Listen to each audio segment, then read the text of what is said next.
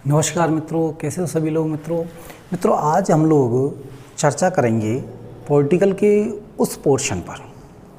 हम लोगों ने पिछली वीडियो में विधानसभा तक चर्चाएं कर ली थी हम लोगों ने कि जो विधानसभा है वो उसमें राजस्थान के परिप्रेक्ष्य में भी हम लोगों ने विधानसभाओं में चर्चा की थी। अब हम लोग चर्चा करते हैं विधान परिषद की। किसकी चर्चा करते हैं हम लोग? विधान परिषद की। देखो मित्रों, विधान परिषद की जब बात की जाए, विधान परिषद,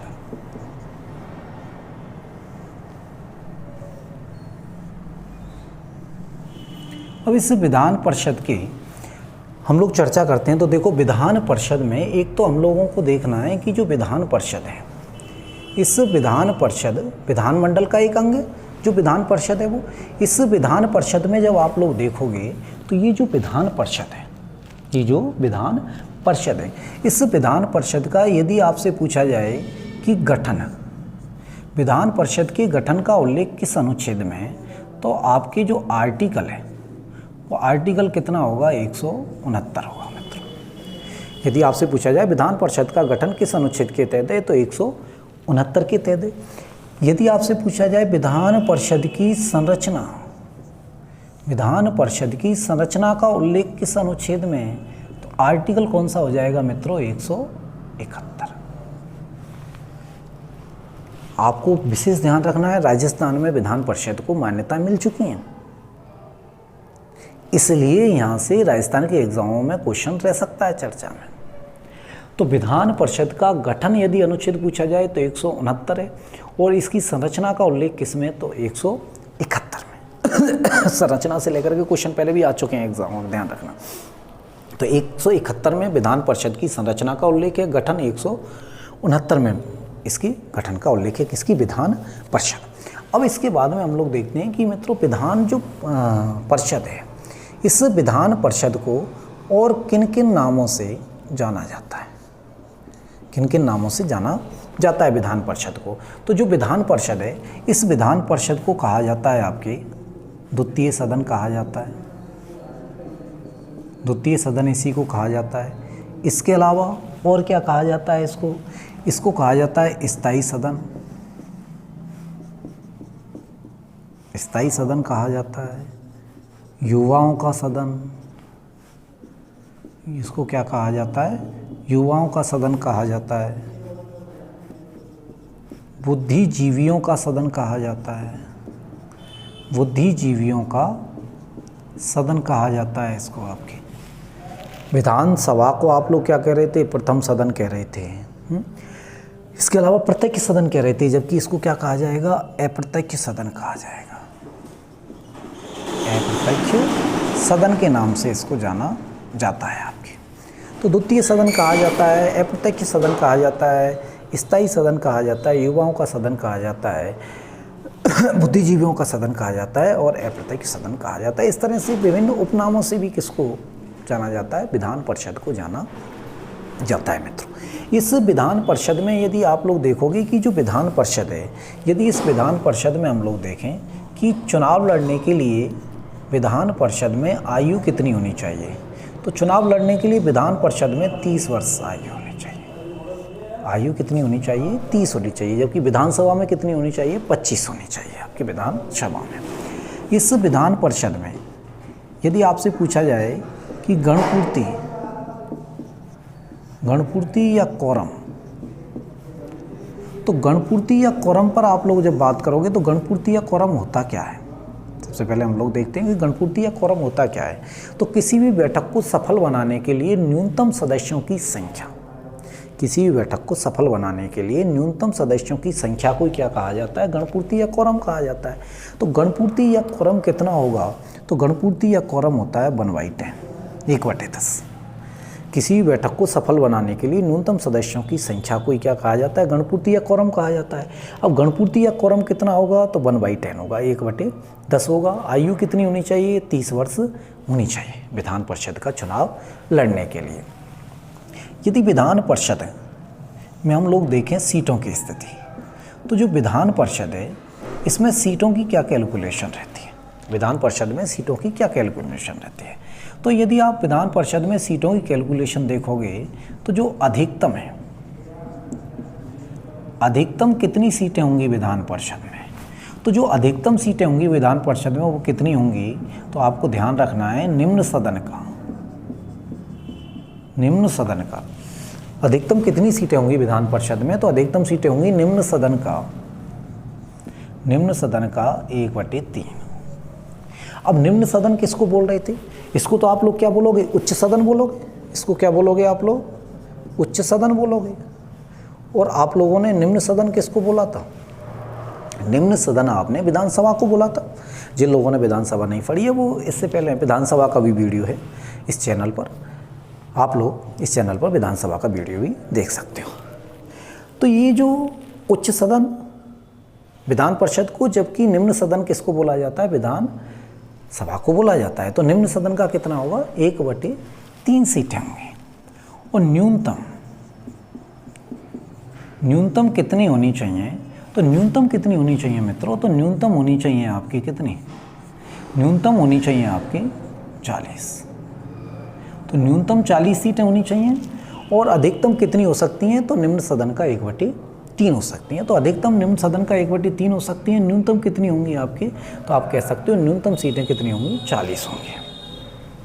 अब ये जो विधान परिषद है, हमें देखना है कि विधान परिषद किन किन राज्यों में है वर्तमान में, कि जो विधान परिषद है वो कितने राज्यों में, मतलब आप लोग कह सकते हो कि भारत के कितने राज्य व केंद्र शासित प्रदेशों में द्विसदनात्मक व्यवस्था है, द्विसदनात्मक व्यवस्था है। तो आप लोग देखोगे कि भारत के कितने राज्यों में ये विधान परिषद है, तो 6 राज्यों में। पहले कितने में थी, 7 में थी मित्रों, पहले कितने में थी, 7 में थी।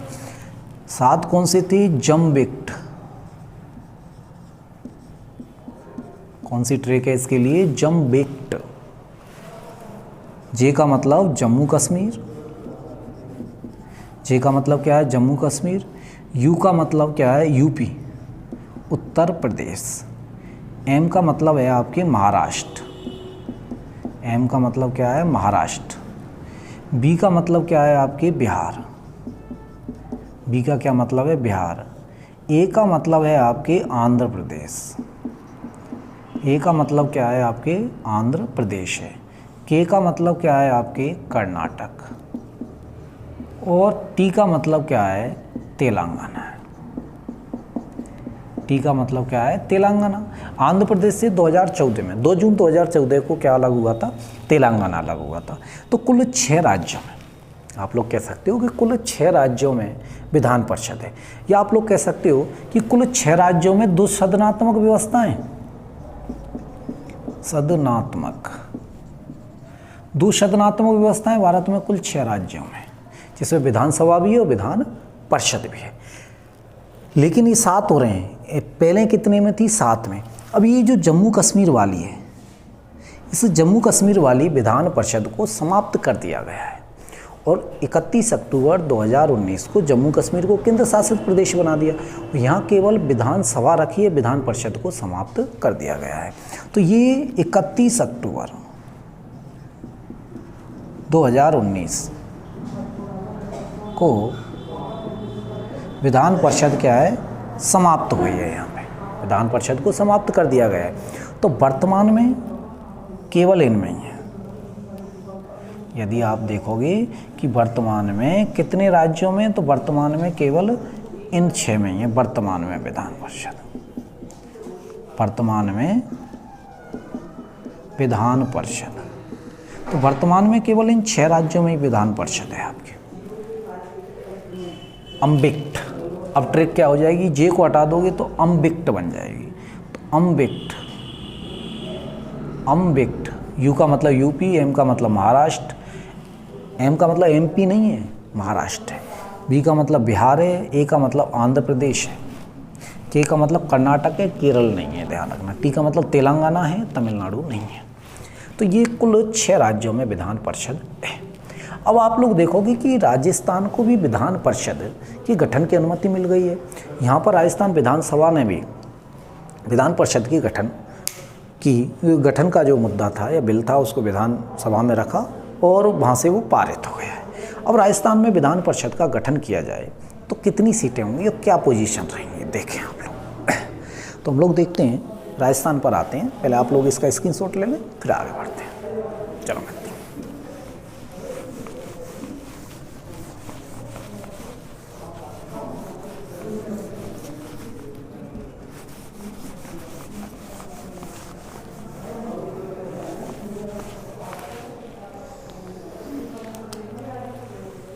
देखो मित्रों, जब राजस्थान की बात की जाए तो राजस्थान को अनुमति मिल चुकी है। अब जब राजस्थान पर आप लोग बात करोगे तो राजस्थान में विधान परिषद नहीं, राजस्थान में विधान परिषद नहीं है, लेकिन राजस्थान में विधान परिषद को अनुमति मिल चुकी है। अनुमति मिल चुकी है। तो राजस्थान को जब अनुमति मिल चुकी है तो राजस्थान जो विधान परिषद होगी, राजस्थान जो विधान परिषद होगी, तो राजस्थान विधान परिषद में कुल सीट कितनी होंगी? कुल सीट तो आपको ध्यान रखना है, राजस्थान विधान परिषद में 66 सीट होंगी। राजस्थान विधान परिषद बनेगी तो उसमें कुल कितनी सीटें होंगी? तो आपके आंसर क्या होगा? 66 डबल सिक्स 66 सीटें होंगी राजस्थान विधान परिषद में। तो राजस्थान में जब भी विधान परिषद बनेगी तो कितनी सीटें होंगी? तो आपके आंसर क्या होगा? 66 सीटें होंगी। लेकिन बात ये आती है कि जो विधान परिषद है, इस विधान परिषद में विधान जो परिषद है, इस विधान परिषद में जब सदस्यों की बात की जाए तो विधान परिषद में कौन कौन होंगे? कौन होते हैं विधान परिषद में जब सदस्यों की बातें की जाए? तो देखें आप लोग, विधान परिषद का क्या रेशो रहता है, क्या कंक्लूजन रहता है विधान परिषद का। तो इस विधान परिषद में यदि देखा जाए तो 1/12 जो सदस्य हैं, 1/12 जो सदस्य हैं वो कौन होंगे? तो 1/12 सदस्य 10th व 12th में अध्यापन कराने वाले शिक्षकों द्वारा नियुक्त किए जाएंगे। लेकिन इन शिक्षकों को कम से कम अनुभव होना चाहिए। कितना? 3 साल का, 3 वर्ष का अनुभव होना चाहिए। इनके द्वारा नियुक्त किए जाएंगे 1/12। 1/12 जो सदस्य हैं वो किसके द्वारा किए जाएंगे? तो विश्वविद्यालय में अध्ययन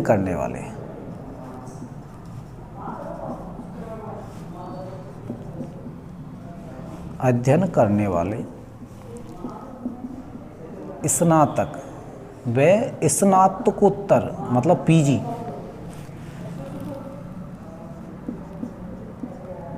करने वाले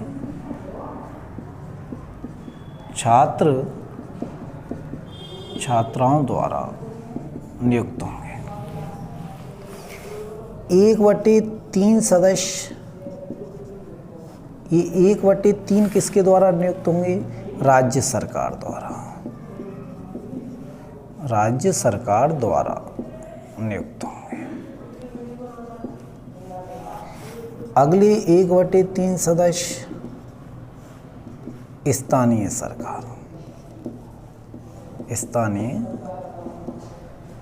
सरकार द्वारा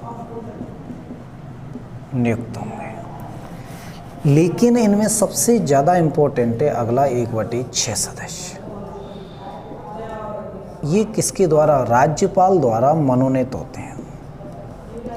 राज्यपाल द्वारा मनोनीत। तो आपसे पूछा जाएगा कि राज्यपाल कितने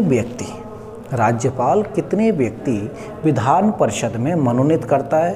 तो 1/6 भाग या 1/6 सदस्य, मतलब कुल जो सीट हैं उसका 1/6 सदस्य कौन मनोनीत करेगा? राज्यपाल। जैसे राजस्थान में बनती है तो 66 सीटें, तो 66 जो सीट हैं, इस 66 का कितना निकालोगे? 1/6, तो कितना होगा आपकी? 11।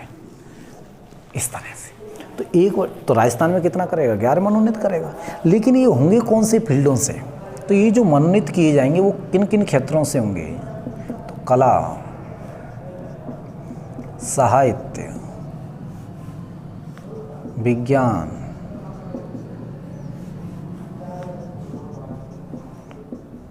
समाज सेवा, और एक पांचवा है सहकारिता, सहकारिता क्षेत्र। इनसे लिए जाएंगे। ध्यान रखना 12 सदस्य राष्ट्रपति राज्यसभा में मनोनीत करता है, 12 सदस्य, लेकिन वहाँ पर केवल कला, साहित्य, विज्ञान, समाज सेवा, सहकारिता क्षेत्र का उल्लेख नहीं है। लेकिन यहाँ पर विधान परिषद में एक क्षेत्र का और उल्लेख मिलता है, किसका? सहकारिता का। तो यहाँ कला, साहित्य, विज्ञान, समाज सेवा और कौन सा क्षेत्र है? सहकारिता क्षेत्र से लिए जाएंगे। तो ये मित्रों विधान परिषद है। अब आपसे यदि कहा जाए कि जो विधान परिषद है, इस विधान परिषद के जो अध्यक्ष होगा उसको क्या कहा जाएगा? तो विधान परिषद के अध्यक्ष को सभापति कहा जाता है। मित्रों, विधान परिषद के अध्यक्ष को क्या कहा जाएगा? यदि आपसे कहा जाए कि विधान परिषद का जो अध्यक्ष है, विधान परिषद का क्या है? अध्यक्ष। यदि आपसे कहा जाए कि जो विधान परिषद है, इस विधान परिषद का जो अध्यक्ष है, इसको क्या कहा जाएगा? तो विधान परिषद का जो भी अध्यक्ष होगा उस अध्यक्ष को क्या कहा जाएगा? तो सभापति कहा जाएगा। विधान परिषद के अध्यक्ष को क्या कहा जाता है? तो आंसर क्या होगा आपके? सभापति कहा जाता है। और यदि आपसे कहा जाए कि विधान परिषद के उपाध्यक्ष को क्या कहा जाता है? तो विधान परिषद के उपाध्यक्ष को क्या कहा जाता है? उपसभापति, उपसभापति कहा जाता है। और विधान परिषद का कार्यकाल कितना होता है? यदि आपसे कहा जाए कि जो विधान परिषद है, इस विधान परिषद का कार्यकाल, विधान परिषद का कार्यकाल कितना होता है? तो कार्यकाल कितना होता है? 6 वर्ष, 6 वर्ष होता है। आपने उपनामों में देखा कि कैसा सदन है? एक स्थायी सदन है, क्योंकि प्रत्येक 2 साल में 1/3 सदस्य क्या होते हैं? पदमुक्त होते हैं। प्रत्येक 2 वर्ष में 1/3 सदस्य पदमुक्त होते हैं।